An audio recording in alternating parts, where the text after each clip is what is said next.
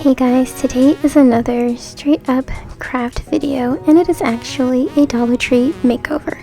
Yes, that's right, a Dollar Tree makeover. Now, I'm no stranger to Dollar Tree or thrift store makeovers for that matter. I've done makeovers using Dollar Tree items many times before, just not on camera, and my sister and mother are like the Michelangelo of thrift store makeovers. Like, you'd seriously be surprised. But here's one of the ones I did more recently, and it can be found in my Etsy shop as well as another design similar. Anyways, I have a lot of other little items that I've ordered from the Dollar Tree that I've liked to make over at some point in future videos, but for now, let's just start with this little guy here.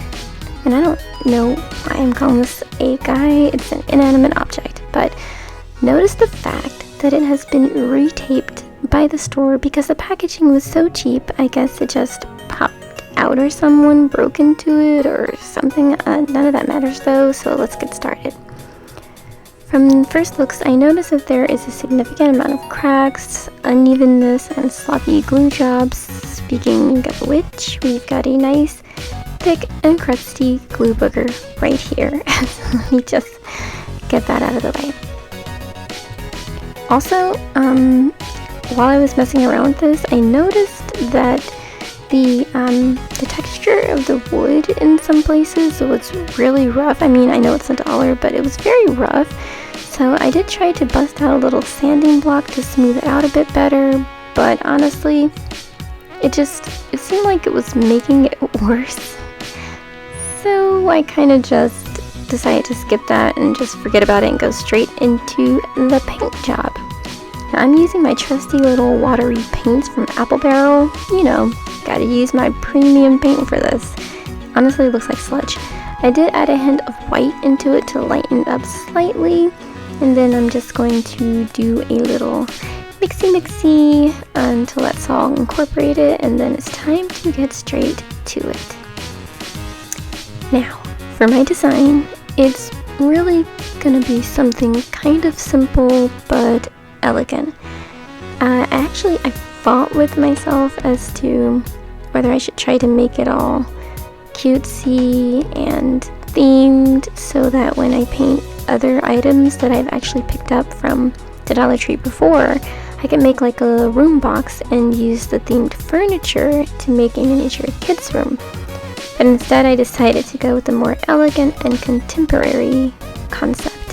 And the paint seemed to be accentuating that really rough texture I mentioned earlier, but nothing I can do about it now. I'm just going to keep it moving and make sure to cover every inch of this thing. I mean, I'm really getting in all the small crevices and filling the giant gaps with chunks of paint. And this thing really absorbed the paint well, especially for my cheap Apple Barrel paints. It got great coverage. Now once that dried, I started on these little knobs, and I want to actually do these in a different color. So I'm going to be using my gold pigment powder to paint them, and I make sure to really put a thick coat on so you can really see that shimmer. Now I chose gold because I feel like it will pop more on that gray and make a really elegant contemporary look. I also have something else I want to do for the knobs, and you will see what that idea is in a little bit. I'm making sure to be like really careful going around every knob so as not to get paint on it and ruin my gold pigment powder job. I mean, I did just do it and it took a minute, so I don't want to have to redo it. I did decide to go ahead and paint around all the knobs first and then fill in the paint everywhere else so I can go a bit faster there, if that makes any sense. And this was actually the rough stage in this painting job because for a hot second it was looking more rustic and ugly instead of contemporary and elegant. And those adjectives are like night and day to each other. But I want to make sure that I do a really good job on the front. I mean, well, I tried to do a good job on the whole thing, but I wanted to make sure I got really good even coverage on the front, since that's what you'll see the most anyway. And then after I finish this portion of it, I let it dry, and then it's time to execute my idea for the knobs. Are you ready? I'm acting like it's something super exciting. It's not.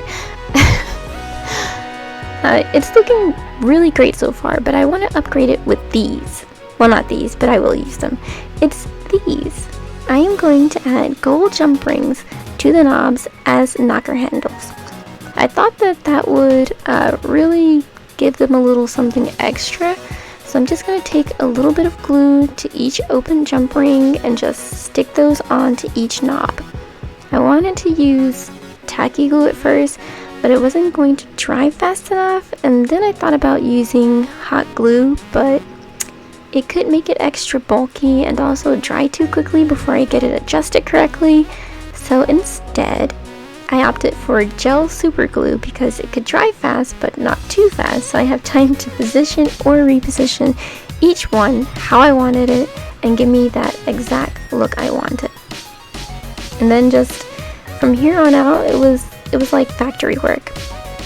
Pretty much just a matter of getting all the jump rings glued on, and that is actually all there is to it.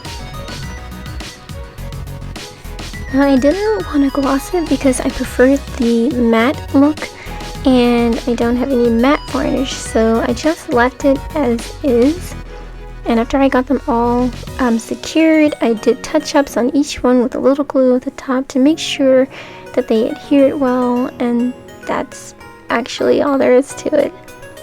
Here is the finished project. I really like it. I think it came out just how I imagined it, and I'm super satisfied with it. Like I said earlier, I do have a lot of other items I got from the Dollar Tree of varying different kinds, so if you'd like to see more crafts like this one, just leave a comment down below. Thank you for watching, and I'll see you in the next one. Bye!